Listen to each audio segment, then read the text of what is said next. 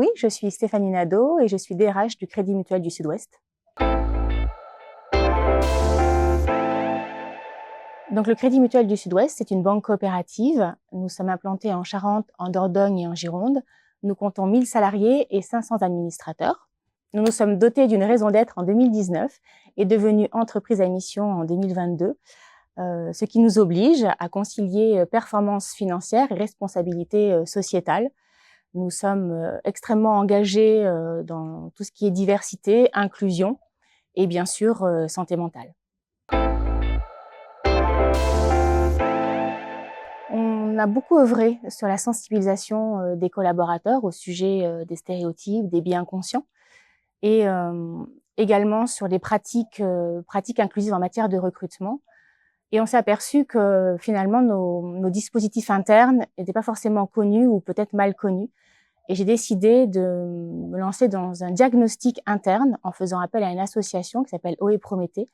On a posé justement cette évaluation.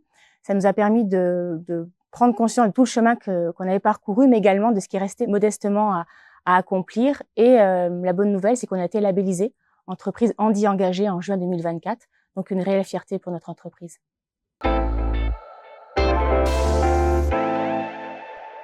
2020 peut-être, quand sortie de la crise sanitaire, je prends conscience que le bien vivre au travail va devenir une notion essentielle pour créer du lien et de la confiance. Et je décide de former l'ensemble de mes équipes au premier secours en santé mentale. En 2020, quand on parle de santé mentale, c'était pas la première cause nationale, et ça nous a permis de prendre conscience qu'il y avait vraiment un sujet à adresser, et on a lancé un dispositif qu'on a appelé PerfenCare, qui permet à l'ensemble de nos collaborateurs de prendre soin de leur santé physique et mentale. Je pense que ce sujet, c'est un sujet d'avenir et surtout c'est un sujet qui permet de créer de la performance durable. Les entreprises aujourd'hui ne sont plus seulement évaluées sur leur capacité financière, mais sur leur capacité à prendre soin, à accompagner toutes ces nouvelles réalités de vie et peut-être gommer les différences.